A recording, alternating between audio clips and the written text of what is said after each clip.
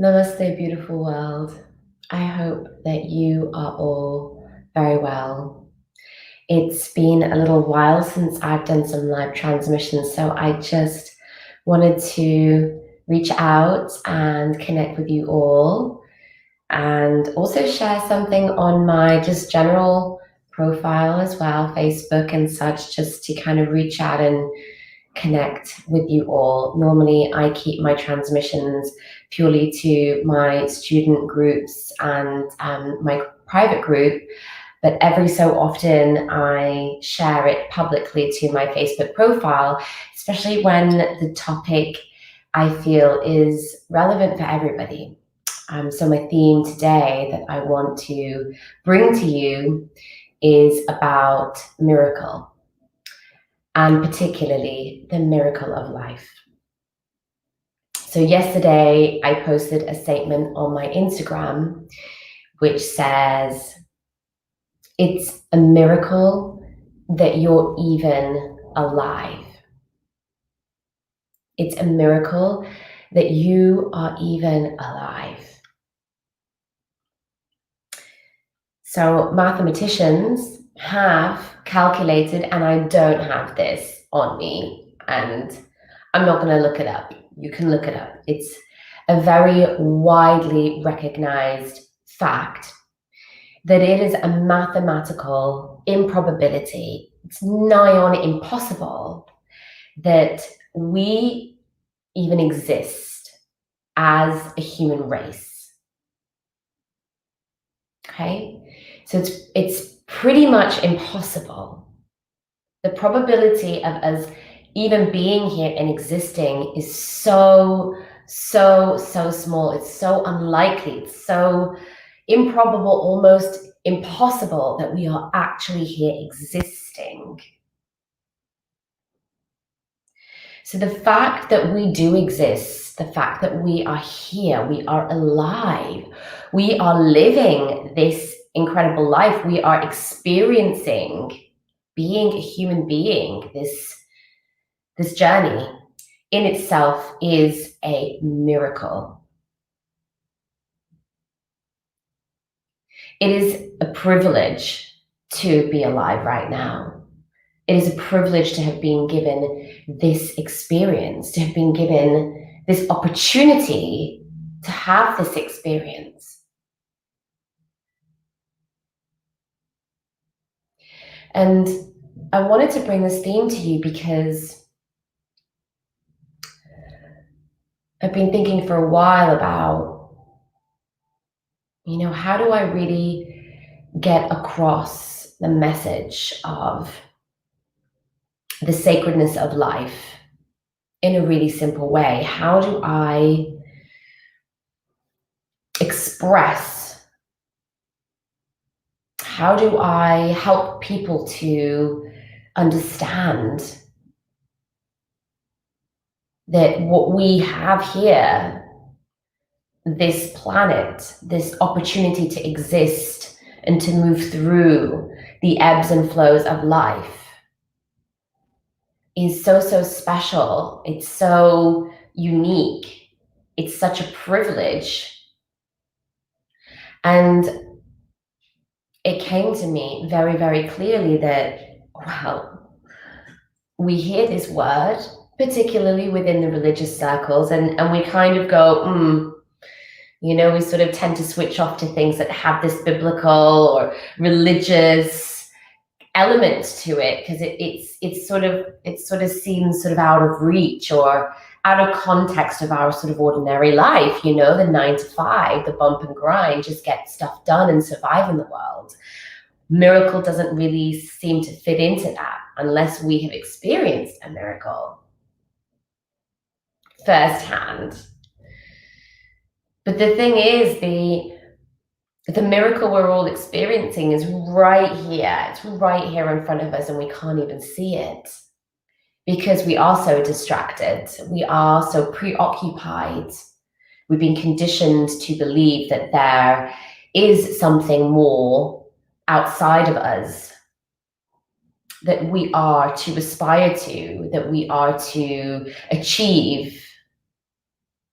we've been shown this, we've been told that there absolutely is more important than this life, than this body.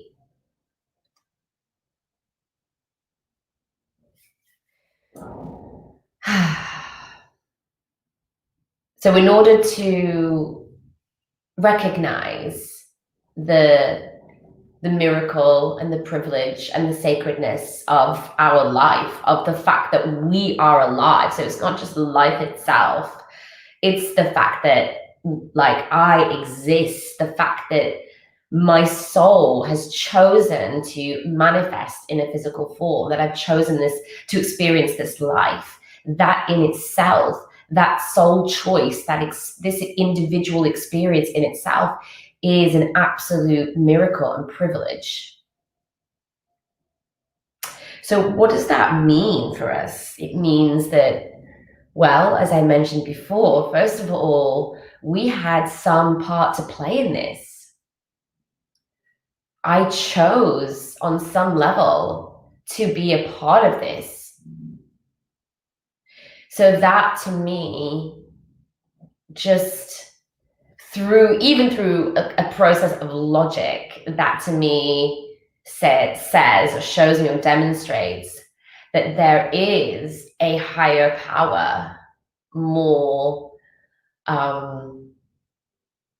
powerful, more incredible, more intelligent than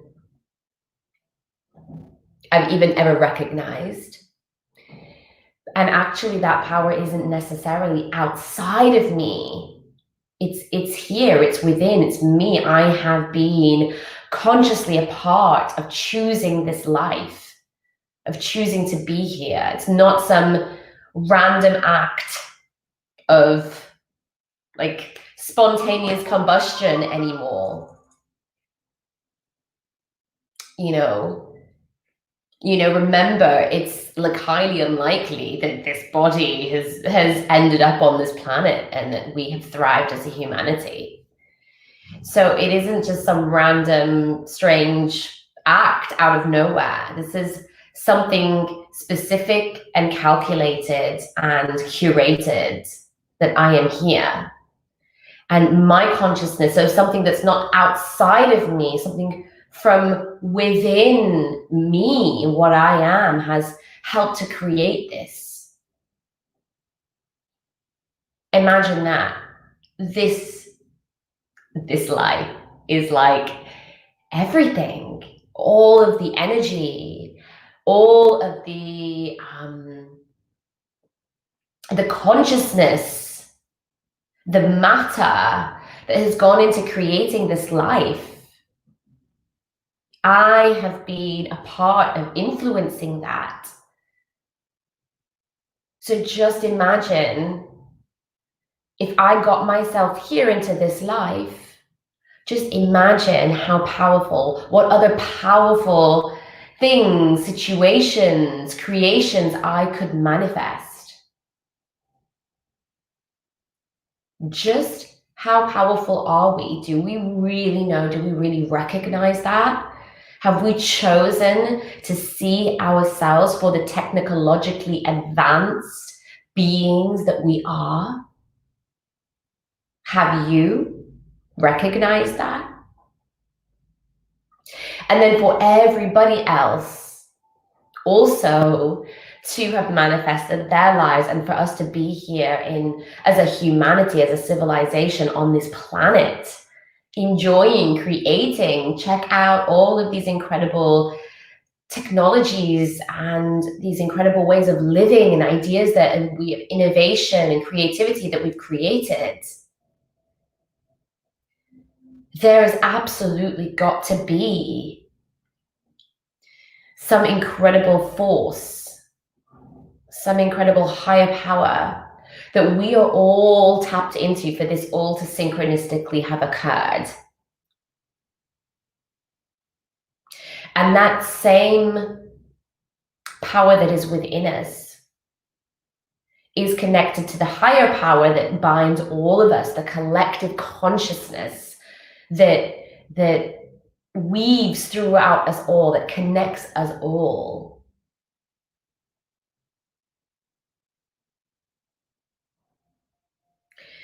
So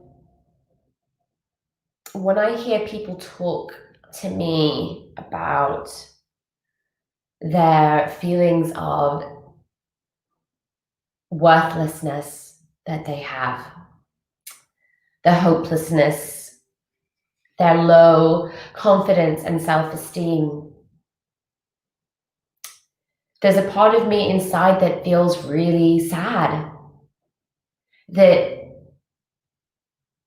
I keep hearing more and more of this, more and more humans disconnected from the true fundamental reality of what they are, their capacity, their power.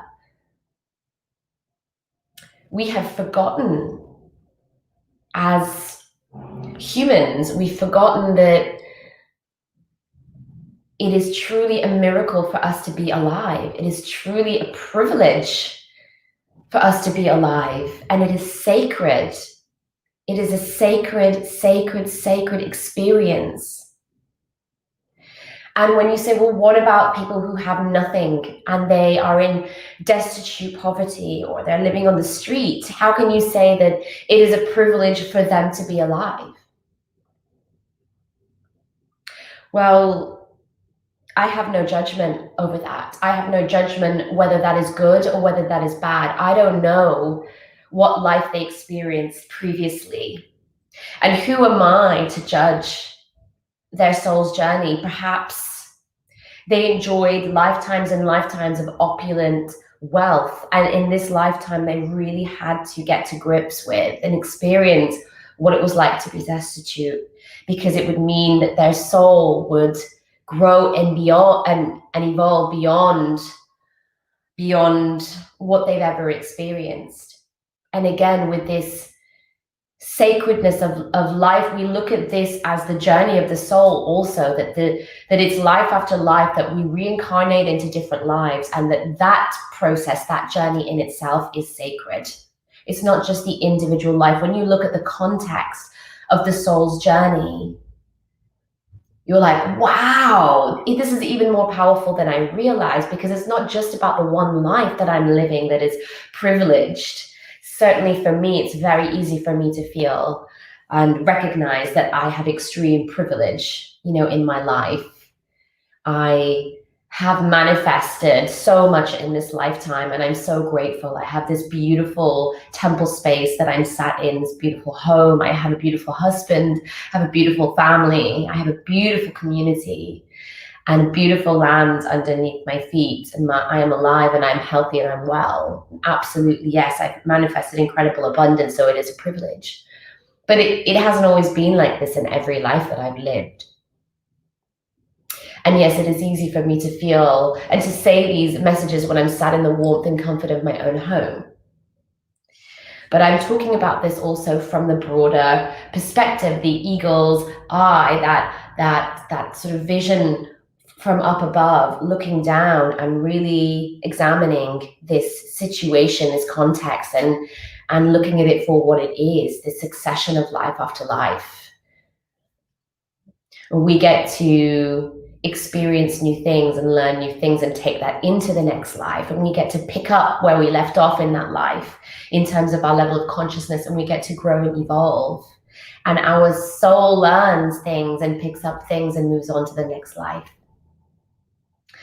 So it is truly an absolute miracle and privilege that we're here. And for those of you that feel low self-worth, self-esteem, confidence, that don't feel good about yourselves, I invite you to go into this, to remind yourself that you are truly a miracle. You are unique and special, and your life is sacred. And all your challenges and your adverse experiences are all a part of your soul's journey. These are opportunities to see yourself, The resistance is so important, because if the resistance wasn't there, if we didn't feel that ickiness and that discomfort, how would we know what was there to be worked with? How would we recognize the stuff that doesn't feel good, that is our stuff to overcome?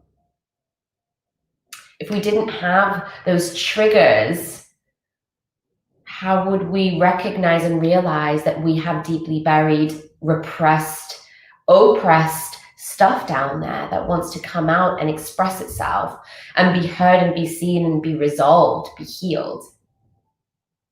The traumas that we have experienced, we have attracted into our life on some level, on some level.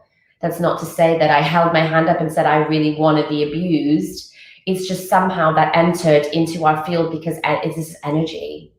And it had to, in order for us to evolve and move to the next level. And we absolutely have the capacity to heal from all of that and learn from all of that and utilize that as part of our armor, our protection, but also as part of our driving force, our passion, what we teach to others. These are the miracles that we have overcome, all the little miracles that form a part of our big miracle of life. And this is what we pass on and what we share with others. So that's what I wanted to share with you today, because I've got another message which I want to start to weave in more and more, which is around integrity. And I believe that I have this message of integrity very much with my students. It's very much something that I weave into my work. And integrity for me isn't about being the best, and it's not about being some shining example of being love and light and being totally healed and not showing really your authenticity and what you've really got going on deep down. Integrity for me is all about showing up to yourself day after day, minute after minute, after hour after hour. Integrity is about recognizing that we are on this journey, and that in order to create a safe space for myself in this lifetime and for the others around me that I'm serving, it's really important that I practice, that I do my work, my inner work, that I show up to myself and be willing to look and face myself and look at myself and face myself. So I practice every day, every morning, through sacred ritual, through movement, through energy work, through reading, through sharing, dancing, moving, through nutrition, through sunbathing, all these amazing things that I do to practice being alive, to bring that energy into my day, to face myself, to look inwards, to show up to myself.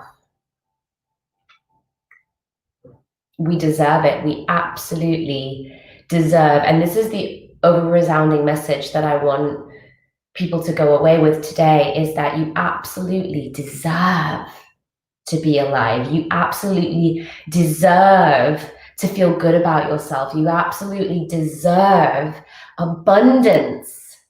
You deserve to receive an abundance of love and joy and energy and gifts from the universe. You absolutely do not have to apologize for being here. You absolutely don't have to apologize for being yourself, for sometimes being bold and brash and bubbly and loud, for pushing your way to the front, to the front of a concert and screaming at your favorite artist because you absolutely are celebrating being alive. You absolutely don't have to apologize for your incredible, giving, loving, compassionate nature, for having abundance and privilege in your life. You don't have to apologize for any of that, because you deserve to be here. You deserve to be happy. You deserve to be clear. If you're alive, you created this. It's all you. Nothing else. No one else. It's all you. Everything else is an illusion. Everything else is It's not real. This is this body, this mind, this soul, this journey. So I hope you have a really beautiful day. If you ever want to get in touch, please do. I would absolutely love to connect. If you haven't already joined our Facebook group, it's called Holistic Health and Wellbeing, or Holistic Health and Wellness Community, all about holistic health. And these videos go on there. And yeah, so many other resources that we share, articles, questions, we engage with each other, have lots of wonderful opportunities and things that people are promoting, beautiful things that they're doing. So please join us. I think, I'm on the Instagram. Let me check out some questions. So good morning from Sophia. Hey, sister. Ali Hamilton, can you get stuck in the journey and forget the reality? Well, I don't know. The thing that comes to me is like, that's the dream, right? Because what is reality? What really is reality? So there's this phrase like, oh, I'm back to reality now, but which reality are we talking about? And reality is relative. It's completely dependent on the perspective of the viewer. So my definition of reality and yours is going to be completely different. And it's just where our consciousness is. So when I speak to my father, he's like, this is my reality. And who am I to question that and say, well, that's not right, because my reality is different. And everyday life, okay, so you can get stuck in the journey and forget about everyday life. So, and the other thing I wanted to just mention about what I was saying before about reality is that, like, there are other realms that we can experience, like the dream world, which is a different type of reality, but for me is just as profound and important because we can bring in information back from those realities too. But can we get stuck in the journey and forget about everyday life? Yes and no. There are some that make the choice for everyday life to just become something completely different, where like the status quo everyday life is something that they leave behind altogether so that they can just purely focus on the journey, because it's all about what is your soul's journey. When you tap into what the vision of your soul is, why your soul brought you here, when you recognize that, then you will create your everyday life to reflect that. And so then it won't be this struggle between, oh, I'm on the journey, or I'm in everyday life, day-to-day stuff. It all becomes one, and you flow happily doing all of the things that you need to do in your everyday life, because it's part of manifesting your soul's vision.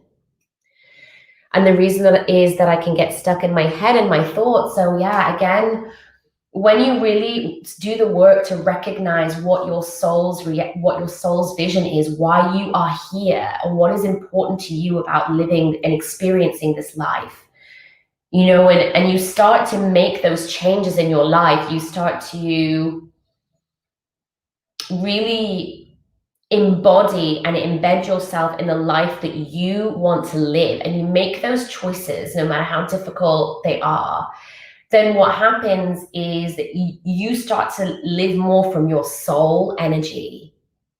You start to be happy and content in your soul energy, because you know that this is why I'm alive, and this is why I'm here, to fulfill this soul vision, this soul purpose. And you recognize what your earth mission is. And then your thoughts start to refine themselves to be aligned to why you're here and what's important to you. We get stuck in our head and we suffer because the mind is still caught up in this, I've got to survive. It's still caught up in its conditioned identity of what we've been told and what we've been led to believe and what we've led ourselves to believe we need to do in order to survive, in order to get a job, in order to do this, in order to do that. So our thoughts are trying to protect us. They're trying to get us in that world. They're trying to protect us so that we continue to create this life that we think that we need to create.